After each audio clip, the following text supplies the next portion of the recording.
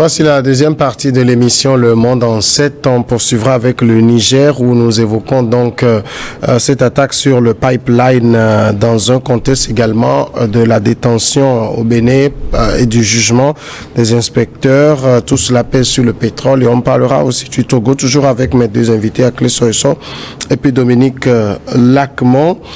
Le Niger, donc, le Front patriotique pour la libération, un front dirigé par Mahmoud Salam, avait menacé de s'en prendre au pipeline qui draine le pétrole du Niger jusqu'à Sémé. Eh bien, il a mis sa menace à exécution dans la nuit de la Tabaski. Il a envoyé un commando dans le désert nigérien pour faire sauter le pipeline qui évacue donc le brut vers le port de Cotonou. Les rebelles du FPL avaient menacé de faire sauter ce pipeline et l'usine de raffinage si leurs revendications n'étaient pas satisfaites. Leur revendication principale, c'est le retour à l'ordre constitutionnel après le coup d'État de juillet 2023. Aujourd'hui, donc, c'est un nouveau, j'ai envie de dire, à Akle Soeso, c'est un nouveau problème de plus pour les autorités nigériennes de la transition, parce que le pipeline est long de plusieurs centaines de kilomètres. Il va falloir réfléchir à sa sécurisation. Je pense que c'est trop tard parce que en tout cas c'est l'Afrique. Je ne suis pas sûr que les pipelines au niveau des Occidentaux sont laissés à l'air libre comme ça où n'importe quel individu peut venir détruire. Ces trucs doivent être protégés. Je pense qu'il y a entre le Canada et les États-Unis, même c'est les drones armés, les drones militaires même qui se chargent de ça. Donc quand un individu, même une mouche bouge, puisque c'est des caméras thermiques, quoi là. Donc ça bombarde en même temps. Donc ces trucs-là doivent être protégés normalement depuis longtemps. Ce n'est pas maintenant. Et les Chinois aussi, je pense que c'est une erreur, malgré eux, leur avancée technologique et militaire, ils pouvaient pas même penser à ça et régler le problème. Parce que maintenant, c'est une faille qu'on a trouvée. Comme tu viens de le dire, si sur des centaines de kilomètres, on peut attaquer n'importe où. Et donc, ça va paralyser l'économie nigérienne et aussi la rentabilité de l'entreprise chinoise. Mais, comme je le dis, je pense que il serait mieux qu'ils trouvent vite une solution adéquate, efficace pour pallier ce genre de choses. Parce que soit on cède à ce que les rebelles veulent, ce qui sera rare, ça n'a été totalement pas le cas à part Cuba, Colombie où on a compris ça, ou carrément on trouve une force spéciale pour protéger ces peuples depuis leur début jusqu'au Bénin. Je pense même que c'est même, comme on a fait le sujet, c'est même l'une des raisons pour laquelle même Thomas Faye est aussi en France, parce que le Sénégal vient d'être classé parmi les pays producteurs du pétrole. Et la France, ce qu'on a appris finalement, c'est la France qui allait raffiner le pétrole qui sortait et qui devait sortir du Niger. Donc les Chinois sont allés en France pour négocier pour que ça soit raffiné. Bon, ça voudrait dire que la France, il y a un attrait où tout le monde, je ne sais pas si leur raffinerie fait partie des meilleurs au monde, mais si les Chinois eux-mêmes qui ont des raffineries veulent amener le pétrole nigérien là-bas, être raffiné, c'est que il y a vraiment à penser. Donc c'est pour dire que il y a lieu à renforcer et vite ces papiers-là pour que le problème ne se pose pas, parce que déjà les autorités nigériennes ont des soucis avec le Bénin par rapport au passage du Kabila, et maintenant vient s'ajouter le vandalisme ou le sabotage. Je pense qu'il ne peut pas savoir, il ne saura même pas où mettre la tête, surtout que Tchani s'est entêté jusqu'à présent où le problème devient encore plus grave. Imagine que l'entreprise chinoise demande remboursement. Donc je pense qu'il serait mieux qu'on protège ces choses très vite. Le Front patriotique pour la libération a mis hors d'état d'usage un important tronçon quand même du pipeline. Est-ce que tout cela montre que les autorités nigériennes n'ont pas la maîtrise de leur situation sécuritaire? Évidemment. Ça, c'est ce que je dis dans le cadre du Burkinabé. Quand on dit, quand on n'éprouve pas la prise de pouvoir par la force, les gens nous traitent de tous les noms. Vous savez, c'est ça. L'armée c'est-à-dire que militairement, il y a l'armée est bien ordonnée en fait. D'accord? Quand vous venez, il y a un système de commandement qui est établi à la tête de l'armée. Mais ce commandement doit le respect, le mérite à une seule personne, c'est le président de la République, que la population a accepté en fait. Ouais, mais quand vous perpétrez un coup, vous déséquilibrez le commandement là. Parce que le commandement militaire que le président qui a été dessus avait mis en place est perturbé. Il faut maintenant chercher les amis, les trucs. Quand on fait un coup d'État, on ne travaille pas avec la majorité de tout le monde. Hein. C'est avec les amis maintenant. C'est-à-dire que vous qui avez ce sentiment de perpétrer ce coup-là, c'est entre vous maintenant qui allez diriger. Vous créez des frustrations autour des autres. Les autres ne vont pas vous accepter. Voilà le cas encore du Niger. Un groupe rebelle aussi qui revendique. Parce que le retour à l'ordre constitutionnel, qui peut dire encore mieux, mais ce sont des Nigériens, ceux qui veulent le retour constitutionnel. Est-ce qu'ils ont accepté l'arrivée du pouvoir de Tiani? Non, mais nous ici, quand on le disait, les gens nous ont traités de tous les noms. Que non, mais qu'il y a eu des KBG militaires, KBG financiers à la tête de trucs, que Bazoum a été pro-français, il a fait patati patatra. Aujourd'hui, ça fait encore une autre crise qui s'ouvre.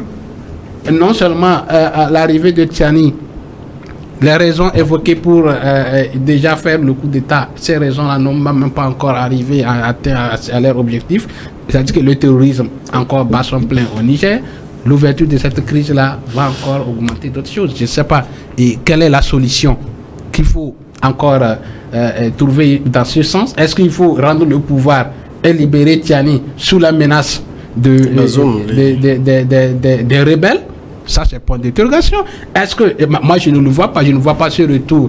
Et là, ça va créer, c'est une situation qui ne va pas régler aujourd'hui. Et ça va impacter négativement sur l'économie nigérienne parce que, d'abord, le carburant ne pourrait plus passer par là s'il n'y a pas de sécurité. Mais qui va s'hasarder? Ils vont bombarder. C'est des gens qui sont armés. Mais, et d'abord, le Niger qui ne maîtrise pas tout le contrôle de son territoire, je ne sais pas comment ils vont faire pour sécuriser ces Holoduc, ou pire encore, qui n'est pas aussi en bonne humeur avec le voisin qui peut lui porter secours. Parce qu'on va en arriver là, c'est dans cette même situation qu'on a gardé les Nigériens dans un procès on va en parler tout à l'heure. Voilà. Donc, et il n'est pas en bonne humeur avec le voisin d'à côté. Moi, je trouve que c'est encore une casse-tête pour le président Tiani. On espère pour lui voir dans quelle stratégie élaborer pour aussi résoudre ce problème-là. Voilà. Alors, mais en même temps, on a, j'ai envie de dire, parce que le pipeline, il relie le Niger au Bénin, et la compagnie WAPCO donc peut prendre le carburant à partir du port de Sémé aujourd'hui. Ce mouvement rebelle donc qui dit qui parle de retour à l'ordre constitutionnel, qui intime même l'ordre à WAPCO d'éviter parce que WAPCO avait donné une avance de 400 millions de dollars à l'État nigérien. Ces groupes de rebelles donc demandent à la société d'annuler ce prêt-là. Est-ce qu'on n'est pas véritablement avec un mouvement qui veut déstabiliser l'État nigérien? Moi, je pense que c'est le but, puisque toutes les pressions externes ou internes ne pas donner ce qu'il faut, et que vis-à-vis des milliardaires nigériens, parce qu'on m'avait dit ainsi, les propos de Tiani fait perdre de l'argent à un certain nombre de personnes. C'est pourquoi je serais même tenté de dire que ces gens auraient peut-être payé à ces rebelles pour mettre Tiani en difficulté. Sauf que je ne veux pas que Tiani dise encore que c'est le Bénin qui crée le problème par rapport à ça. Parce que ici, c'est un Nigérien, ou ce sont des Nigériens qui demandent des conditions avant de laisser tout vandalisme.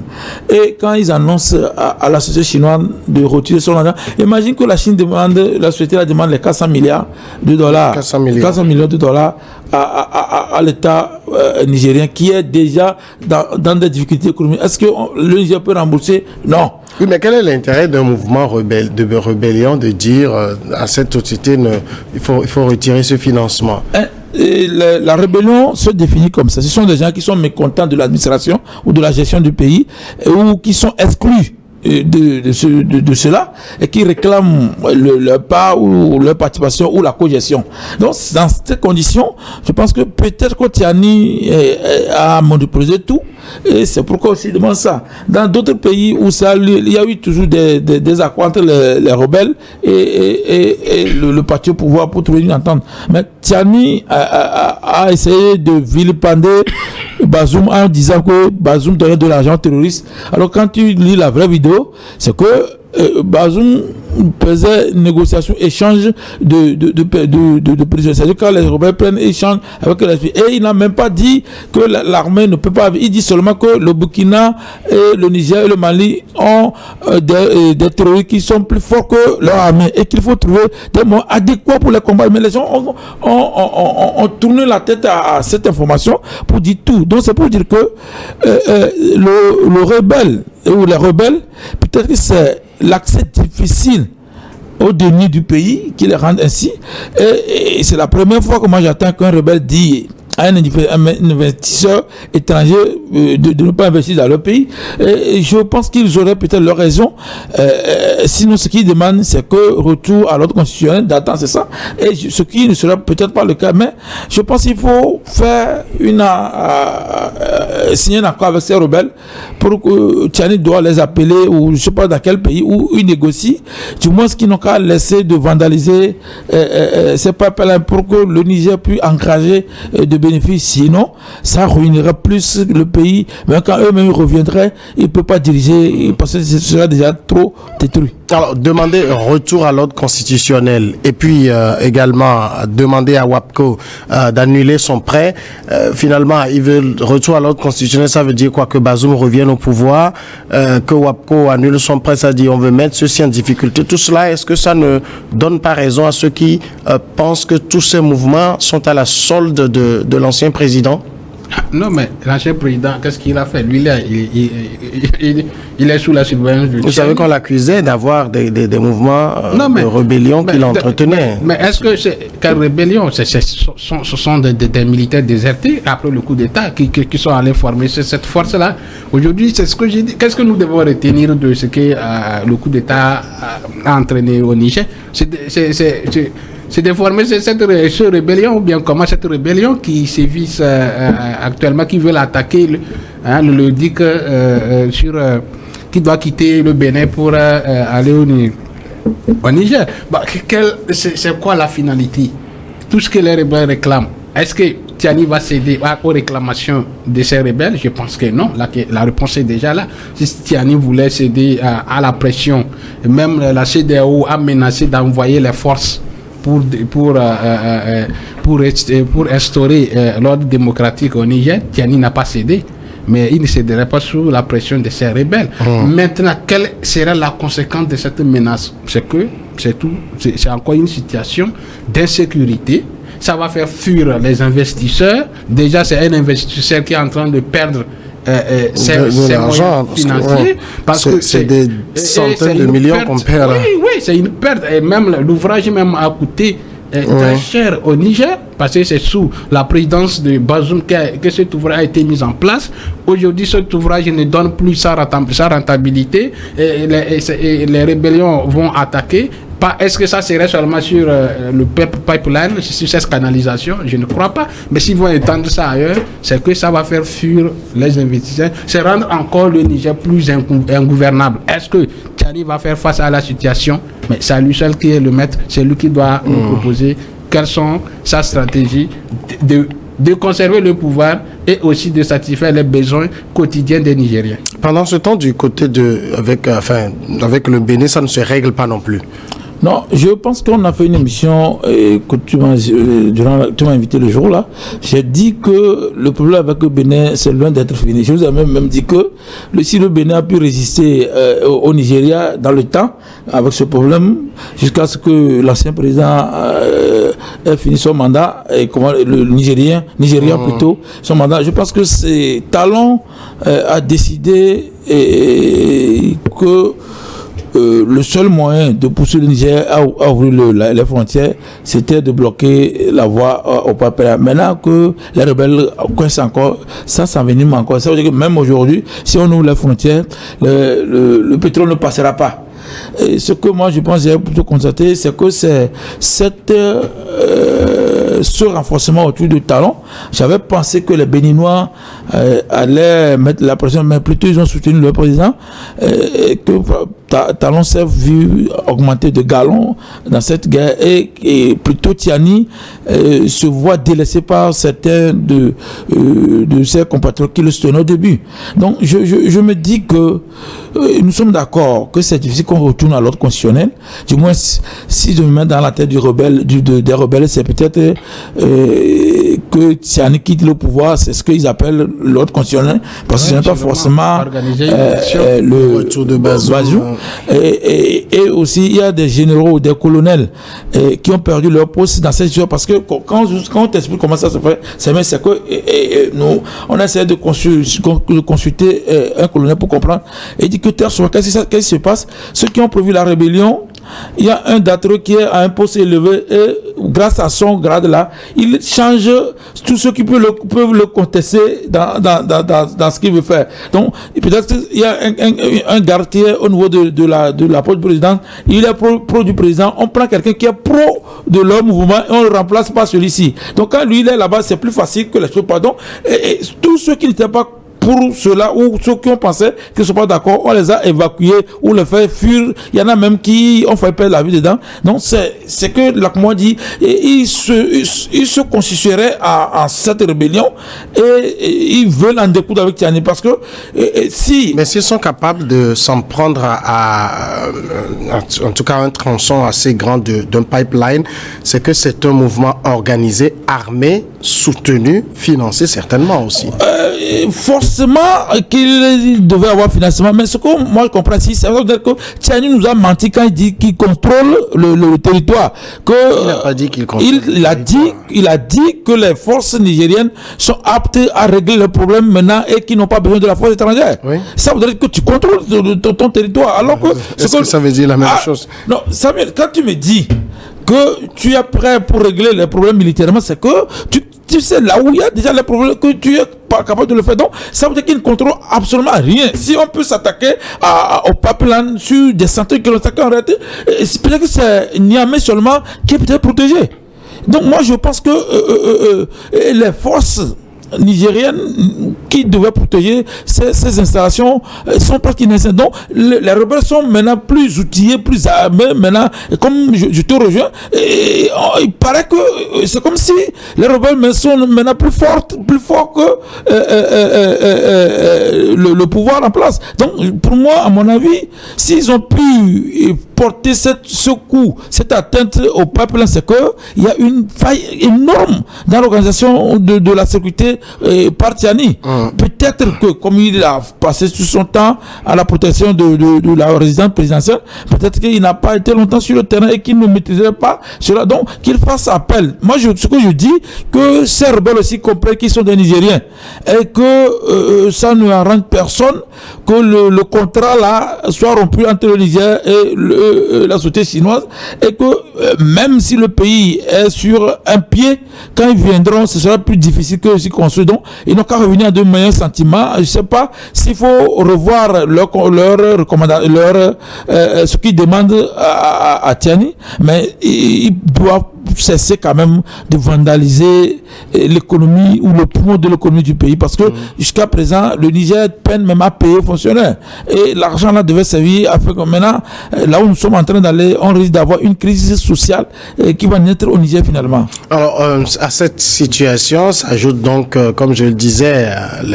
le souci avec le voisin du Bénin, où les inspecteurs ont été détenus, 3 sont passés en jugement devant la Criette, qui les a condamnés à 18 mois de prison avec sursis.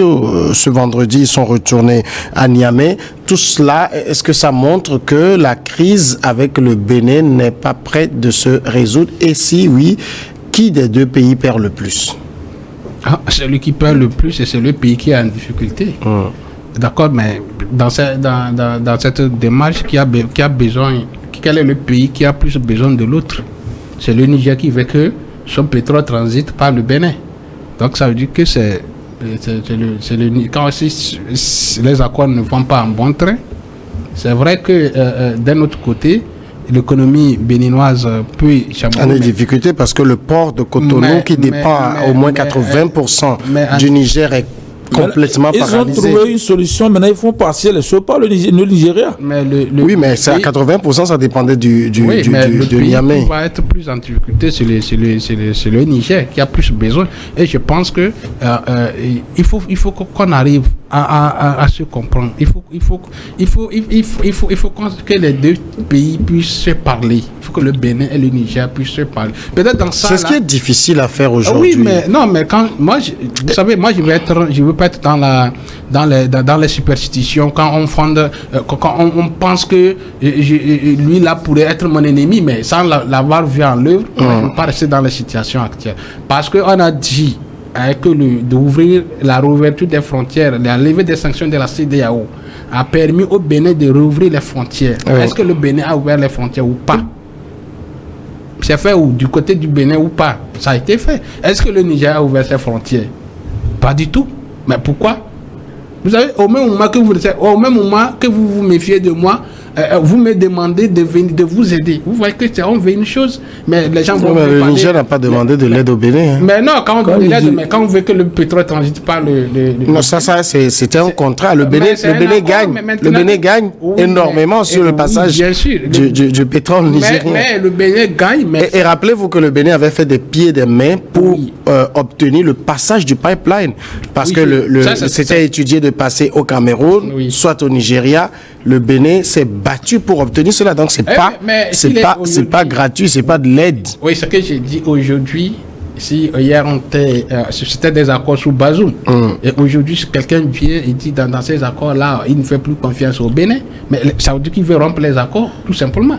Mais vous pensez que si le Bénin et le Patrice Talon, il est économiste, non, il est homme d'affaires. Et homme d'affaires, oui, dans les affaires, c'est que, bon, voilà, il sait comment...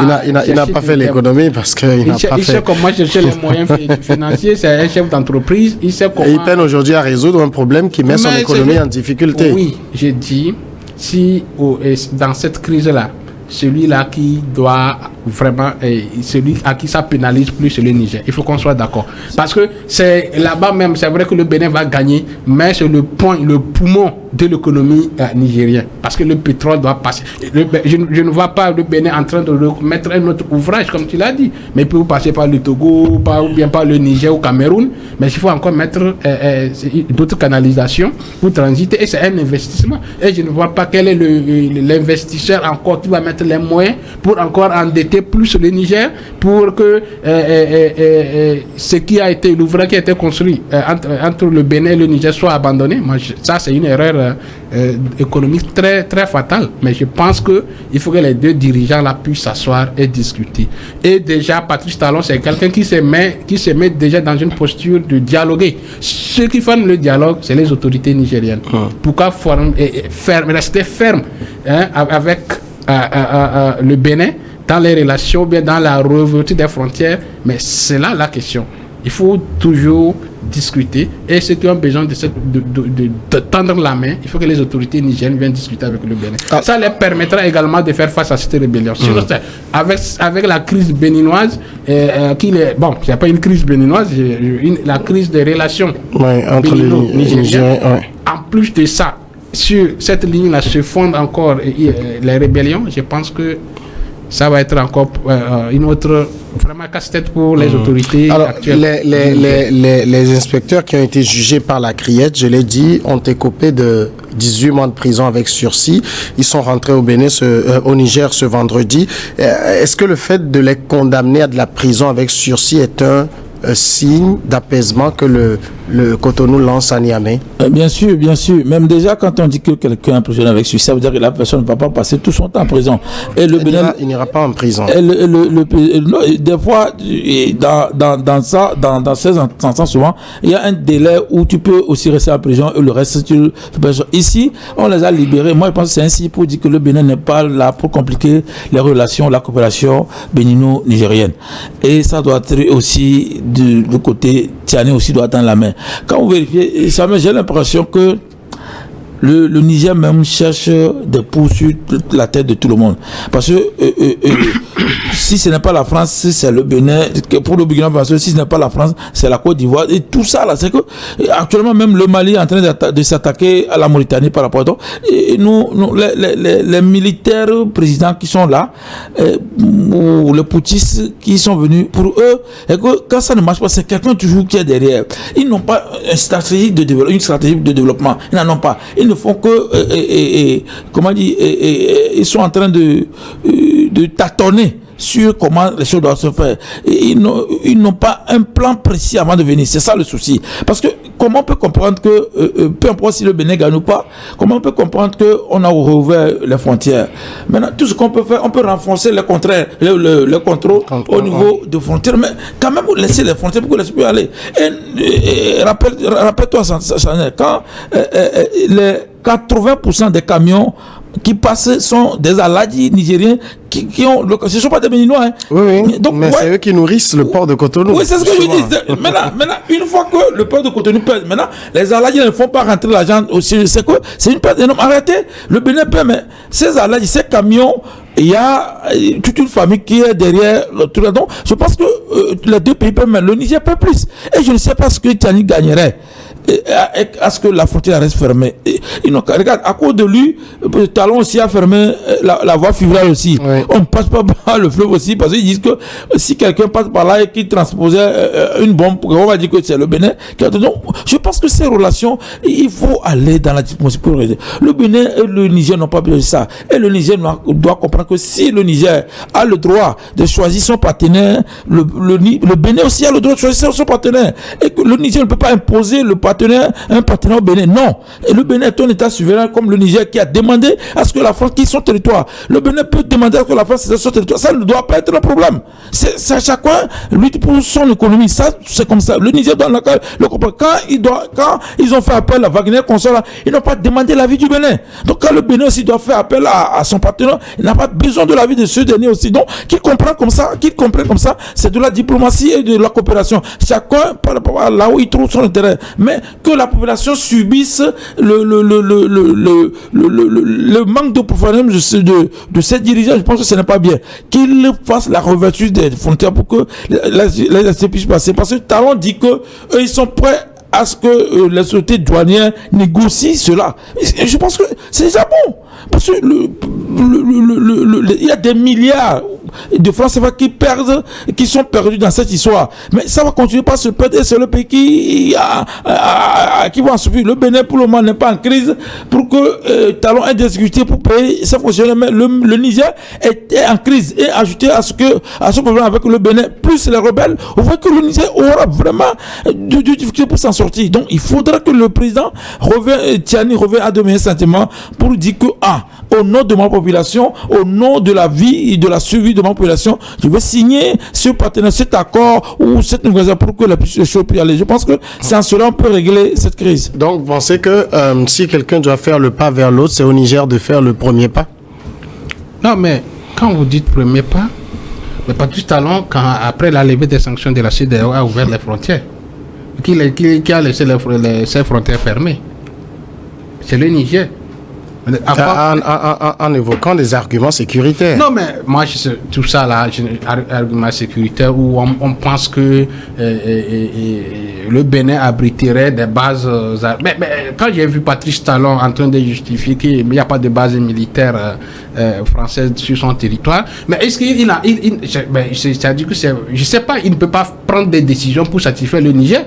Mais vous n'avez, comme le coach l'a dit, vous n'avez pas besoin de l'armée française. Si moi j'en ai besoin, mais c'est par rapport à ma stratégie nationale de comment. Oui, mais j'ai envie de vous rappeler que, vous savez, on est dans des pays, on est dans un monde où, par exemple, vous prenez les États-Unis qui disent à Cuba, vous n'allez pas prendre chez vous des bases russes. Parce que vous êtes un pays frontalier et moi, j'ai pas envie d'avoir la Russie à ma frontière. Et là, ils ont des accords qu'ils ont signés par rapport à ça. La Russie qui aujourd'hui dit à l'Ukraine, oui, tu n'as pas le droit d'abriter l'OTAN parce que tu es à ma frontière. Est-ce que le Niger n'a pas le droit de dire, je sens qu'à ta frontière avec moi, il y a des mouvements suspects que je ne veux pas voir. Est-ce que le Niger a averti le Bénin que Wagner allait venir? Il faut passer par les discussions. Est-ce que, en faisant, comme on l'a dit, en faisant, bon, moi je ne sais pas si c'est Wagner ou bien c'est la protection russe. Le Niger n'a jamais dit que Wagner est là. Voilà, les forces russes au Niger, est-ce ils sont allés expliquer au Bénin que voilà, je vais aller prendre ces forces? Le Bénin il faut des accords. Vous savez, il faut des accords. Le Bénin sait que le Niger est un État souverain, c'est pourquoi c'est tu. Voilà, s'il n'y a pas d'accord là dans ce sens, on peut me dire que non, vous abriterez une certaine force qui peut nuire à ma sécurité. Pour cette raison, je n'ouvre pas ma frontière. En même moment, on me sollicite dans un autre cadre. Donc, c'est un peu ça. Moi, je pense que nous sommes tous africains. Nous n'allons pas rester dans les spéculations. Il faut vraiment qu'on puisse, on puisse aller à la table de discussion. Voir deux peuples, Bénin, Niger, Togo, Mali, Burkina, nous sommes tous un même peuple. Il ne faut pas qu'on voit deux peuples qui se livrent, qui s'accroupissent. Surtout deux pays pauvres. Oui, qui s'accroupissent sous des menaces pour deux individus. C'est-à-dire que la guerre de Tiani et de Talon, qui vont faire souffrir deux peuples comme ça, parce que deux personnes ne veulent pas s'entendre sur certaines raisons qui n'est pas, je sais pas, à mon avis, qui ne sont pas tellement fondées en fait. D'accord? Je pense qu'il faut qu'on arrive à une table de discussion. Et je pense qu'avec, moi j'ai vu peut-être un chef d'État de la CEDEAO ou bien de quelque part qui peut venir jouer la médiation. Oui, justement, il y a cette question, il y a cette question sur laquelle je voulais revenir. Oui. Dans cette crise, on ne sent pas la CEDEAO se prononcer. Non, c'est Tiani même qui a désavoué la CEDEAO, donc la CEDEAO ne veut plus pas mettre D'abord, ils ont annoncé qu'ils sont sortis de la CEDEAO, et je pense que quand un État de la CEDEAO a un problème avec un autre État qui n'est pas de la CEDEAO, il faudrait que l'AES viennent voir la CEDEAO pour qu'ils puissent régler le problème, parce que ce n'est pas au sein de la CEDEAO maintenant il y a un problème. Normalement la CEDEAO devrait être derrière l'État qui est membre de la, parce qu'il y a la protection commune au sein de la CEDEAO. Donc c'est ça le problème. Et normalement celui qui devait être le médiateur, c'est peut-être le président Faure. Maintenant le Bénin le voit de mauvais augure, étant donné que quand le Niger a dit que toutes les voitures immatriculées RB ne rentreront plus, ne transporteront plus le fret du Niger, que c'est le Togo que ça va passer. Bon, le Togo a pris ça à bras ouverts sans essayer de dire à l'autre non, nous sommes dans un espace commun et ne faisons pas ça. Ouais, donc le Bénin trouverait mal que ce médiateur soit le président Faure. Ouais. Mais maintenant, je me demande si... qui aujourd'hui a le profil pour intervenir dans cette crise-là? Je pense que il faut quelqu'un qui ne soit pas de la CEDEAO. Peut-être l'Union africaine peut intervenir, parce que toute personne qui venait de la CEDEAO, on va dire que cette personne soutient l'autre. Donc je pense que c'est l'Union africaine qui peut intervenir, ou Karma. On peut demander, la CEMAC peut envoyer un élément, ou l'Afrique australe aussi peut envoyer quelqu'un pour venir comme médiateur, parce que dans la crise Rwanda et RDC, je pense que il y avait Thabo Mbeki qui est intervenu entre au nom de l'Union africaine. Oui. Et il y a aussi entre Kabila et comment on appelle Tshisekedi. Donc je pense que on peut au nom de l'Union africaine intervenir. Oui, c'est ce que moi j'ai dit. Même pourquoi pas faire confiance aussi également au nouveau président sénégalais qui a fait le tour pour comprendre les relations qui s'établissent au niveau de la CEDEAO, pour puisse intervenir dans ce sens-là, puisque je sais pas, c'est vrai que à un moment quand on a pris certaines décisions, on n'aspire pas à faire des retours parce qu'on se dirait que non, mais c'est pour se montrer l'homme plus faible. Mais il faut que les gens comprennent qu'à un moment aussi, on peut se tromper dans nos manières de prendre des décisions qui ne nous arrangent pas. Surtout si ce sont des décisions unilatérales. Voilà, donc, c'est dire qu'entre deux personnes, les gens sont là à couper sous la pauvreté et on ne pense pas à la population. On est là, c'est pour cette guerre de leadership, mais je ne sais pas, mais il faut que ces deux présidents puissent s'asseoir et discuter. Comme l'a proposé Coach, ça peut être un président il vient de l'Union africaine, ou bien nous-mêmes, dans l'espace CEDEAO, on peut faire confiance à un président. Moi, je propose déjà le président sénégal qui vient d'arriver, qui n'a pas encore d'amis au niveau de l'espace CEDEAO, nous régler cette crise bénino-nigérienne pour qu'elle ne soit faite. Ça va de l'avantage du Niger pour ne pas ouvrir toute une autre crise alors qu'il fait face aux rebelles qui sont là, au terrorisme, la crise sociale aussi qui est là et partout. Donc il faut vraiment qu'on puisse trouver au sein de l'espace un médiateur qui puisse régler la situation. On va évoquer le dernier sujet en une dizaine de minutes, c'est le Togo. On va parler donc de l'indice de développement humain. C'est le secrétaire général de la présidence de la République qui a présidé la cérémonie le 18 juin dernier. Cérémonie donc de lancement officiel de l'édition 2023-2024 du rapport sur le développement humain. Ce rapport est intitulé « Sortir de l'impasse, repenser la coopération dans un monde polarisé ». Et donc, selon le rapport, le Togo enregistre un progrès remarquable à l'instar des précédents rapports. L'indice de développement humain du pays est passé de 0,539 en 2021-22 à 0,547 entre 2023 et 2024. En conséquence, le Togo est classé pour la 5e année consécutive, premier dans l'espace UEMOA et 4e cette année dans la CEDEAO après le Cap-Vert, le Ghana et le Nigeria. Donc, c'est dire que le pays a fait clairement le choix d'un développement centré sur l'humain. Le problème que ça pose à Clé-Soeso, moi, c'est pas les chiffres et tout cela du rapport qui m'intéresse, mais c'est que quand on regarde des rapports de ce genre où on dit le Togo est classé premier dans l'espace CEDEAO en termes de développement humain et la réalité, les gens ont l'impression que ces rapports ne correspondent pas vraiment au vécu.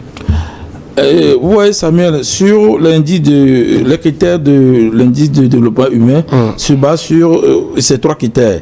Il parle de PIB par habitant et l'espérance de vie à la naissance et le taux d'éducation. Mais quand vous voyez ces 3 critères, je pense que c'est uniquement peut-être au niveau de l'éducation, le Togo a fait beaucoup d'efforts, comme nous savons. Sinon,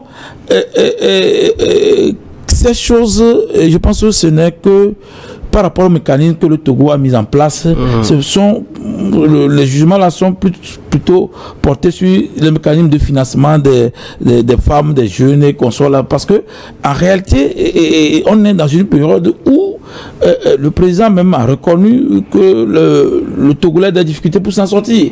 Mais si au moment où on dit qu'on n'arrive pas à trouver les 3 repas dans une journée, on dit qu'un indice de développement humain, et tu vois, parce que c'est quelque chose qu'on avait fait, puisque durant les 5 ans, même le Togo n'a évolué que de 8 points, de 0,08 points, comme de 0,49 à 57. Et je pense que donc toutes ces choses font croire aux étrangers ou aux autres que ça marche bien. 0,39 à 0,539 à 0,547. Donc c'est 9 points ou 8 points. Non, ça fait 8 points. Donc ce n'est que des statistiques ou des données. Mais dans le vécu du Togolais, c'est pas ça. C'est même pas ça. Il y a le sous-emploi, il y a l'État qui a annoncé à ce que le SMIC soit allé à déscandomiser ça, ce que beaucoup d'entre eux ne peuvent pas d'ailleurs parce qu'il n'y a pas accompagné de l'État. Il y a des concours qui ont fait 2 ans qu'on n'a pas proclamé et certains qu'on a annulés. Et donc il y a ces genres de choses qui sont énormes et que la population n'arrive pas à digérer. Et quand on annonce ces choses, arrêtez ça, fusille les gens parce que cela paraît comme si le pays a fait des bons économique, alors que l'indice de développement humain n'est pas forcément indice de développement économique. C'est pas ça. C'est ce que ça, je suis en train de dire. Parce que quand on a donné les critères, je ne pense pas que le PIB par habitant au Togo, et ce n'est pas ce que même les gens parlent, parce que quand vous voyez le Togo, dans la sous-région, le Togo est entre le pays le plus peuplé. La densité au Togo, c'est plus énorme. Il y a plus de 100 habitants par kilomètre carré au Togo. Donc, il y a déjà le problème de logement qui se crée aussi. On vient de rencontrer les inondations. Ouais, ces genre de choses, pourquoi ça fait des gens? On a un période où les gens ont des difficultés de logement, où des gens, l'eau a inondé partout, où on dit qu'on a, c'est comme si ces gens d'annonces sont comment dire, opposés à ce qui se passe, c'est ça. Donc, moi, je pense que c'est peut-être que le bon élève, l'autre bon élève par rapport au mécanisme de financement que les banques mondiales consoles ont mis en place. Quand vous allez annoncer FAEG, PAEGP et consoles là, et avec les gens de FNFI, donc, c'est pour dire que le mécanisme a marché dans le pays où on a essayé de sortir les gens, du moins c'est de seuil trop profond de la pauvreté pour amener au seuil moyen de la pauvreté. C'est ce que l'on peut dire. Parce que dans la réalité, ça ne se voit pas. Dominique Lacmont, pour vous, ce rapport, est-ce qu'il cadre avec la réalité vécue par les Togolais? Non, mais quand j'attends mon ami coach en train d'énumérer les choses comme s'il n'était pas aussi togolais, mais c'est vrai que, vous savez, il faut d'abord reconnaître ce que aussi le Togo fait en matière de réformes, d'accord? Quand j'ai déjà parlé de développement, le développement humain, tu as cité le PIB, et puis quoi? Et puis il y a taux d'éducation. Non, c'est les 3 critères qu'on a pris. La ministre, lui, c'est les 3 critères. Non, moi, je t'ai fait savoir que le développement humain ne se résume pas à ces 3 critères. C'est-à-dire que c'est tout. Vous savez, depuis un certain moment, le Togo a opéré plusieurs réformes. Plusieurs réformes, notamment même dans le domaine économique. On a diversifié l'économie en allant vers l'économie bleue, en créant, vous voyez, tout ce que nous faisons, le Togo fait en matière de l'économie bleue, en créant la préfecture maritime, tout ça là, et diversifier l'économie numérique avec le ministère de l'économie, tout ce qui se passe dans ce ministère. Sur le plan éducation, vous avez vu les réformes. Qu'est-ce que l'économie numérique a fait? Les différents secteurs, et puis après je vais rentrer dans les détails, tu vas comprendre ce que le Togo a fait en matière et qui mérite ces points-là. Moi, je suis là pour faire les analyses, d'accord? Et sur le plan éducation, toi-même tu l'as reconnu que le Togo a opéré plusieurs réformes en matière d'éducation. Sur le plan de la sécurité, le Togo aussi, vous voyez, sur ces points-là, les investisseurs se sentent mieux au Togo qu'ailleurs sur le plan sécuritaire. Et donc c'est tout ça là qui rentre dans le développement. On n'a pas les investisseurs n'ont pas investi mieux au Togo qu'au Nigeria. C'est peut-être pour vous départager. Je vais citer juste un extrait du propos de la ministre secrétaire générale du gouvernement. Elle dit, en effet, le revenu national brut par habitant est passé de $2167 américains en 2021-22 à $2214 en 2023-24. Elle a parlé aussi de l'espérance de vie à la naissance qui s'établit à 61,6 ans en 2021-23 et elle évoque également des performances qui s'expliquent par les initiatives des autorités. Bon, ça c'est politique. Elle parle également des accompagnements financiers et techniques et de la facilitation de l'accès au marché, PAIEJ, PNPR, FAIEJ, Agricef. Voilà, donc pour elle, c'est tous ces mécanismes mis en place qui permettent d'améliorer l'existence humaine. Mais ce que je dis, parce que là, c'est le gouvernement, on comprend, c'est la communication gouvernementale, mais quand on prend le vécu des Togolais, quand ils regardent ce genre de rapport, semble dire ça va mieux au Togo. Oui, je n'ai pas. Quand on donne cet indice de développement humain, c'est pas dire que tous les Togolais vivent bien, mais on sait que le Togolais vit mieux qu'ailleurs. C'est-à-dire que le Togolais, au niveau le Togolais vit meilleur que d'autres pays.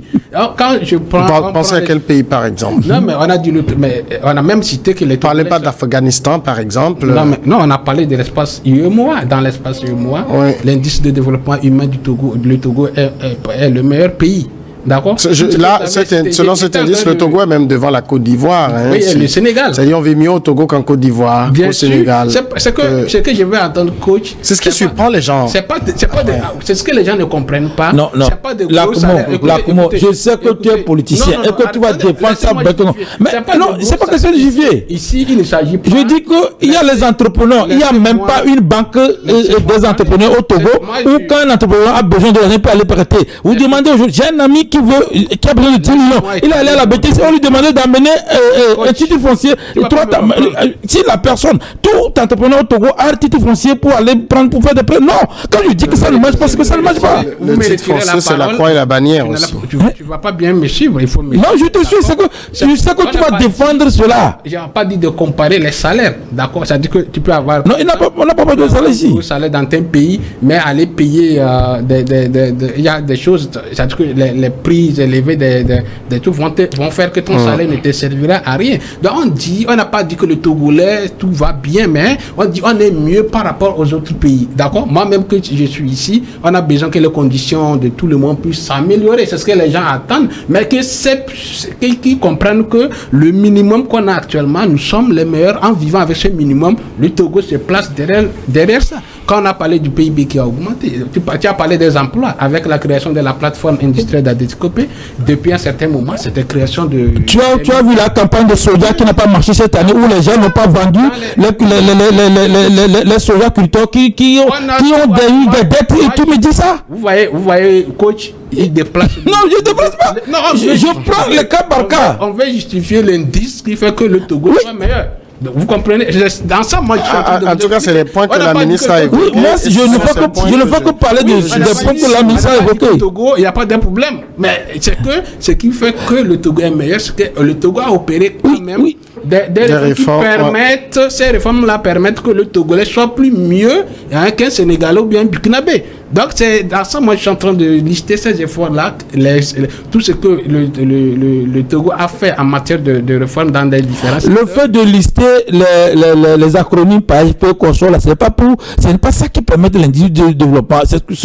C'est comment la population, je prends les trois critères, comment la population vit. Quand le ministre a donné le PIB par habitant, c'est-à-dire qu'on disait que ce n'est pas au Togo, il y a jusqu'à $2,200 par habitant. Et là, tu es sûr qu'au Togo, quand on veut vraiment vérifier, on verra qu'un Togolais peut s'en sortir avec $2,200. En fait, c'est ça, je dis que ce n'est que des statistiques qu'on a pris. Tu n'as pas compris l'indice. Je comprends pas, On n'a plus beaucoup de temps pour ce sujet. Oui, moi j'ai dit que je n'ai pas dit que le Togolais n'aspire pas qu'on améliore ses conditions de vie. Cet indice est en déphasage avec la réalité de la vie des Togolais. Vous comprenez que le Togo a opéré des réformes dans les secteurs. Oui, je sais que qui ont fait changer, même si ce n'est pas ce qu'on attendait, qui ont fait quand même changer le quotidien du Togolais. Le quotidien togolais a changé en quoi? C'est maintenant où il y a plus de jeunes entrepreneurs qui ont fermé. L'autre est en train de saigner les jeunes. Non, je ne veux pas dire. On est indigne de développement. Le PNUD, pour faire quelque chose, on est obligé de demander prêt à PNUD pour le faire. Même le gouvernement demande de l'argent à PNUD. De toute façon, le gouvernement, on le voit, se réjouit de ce rapport parce que la ministre dit que ce sont les efforts conjugués, donc des plus hautes autorités qui ont permis d'arriver à ce niveau. On n'a plus beaucoup de temps pour en parler. On est politicien, donc ça me tombe pas. On aura le temps de revenir dans la discussion. Merci. Merci Dominique Lacmon. J'ai déjà dit que j'admets que côté éducation, on a fait d'efforts. J'ai dit. Dans plusieurs secteurs. On aura peut-être le temps de revenir sur le sujet qui semble susciter de l'intérêt. Merci à Dominique Lacmon. Merci également à Consoelsor. Et merci à tous d'avoir suivi Le Monde en 7. On se retrouve samedi.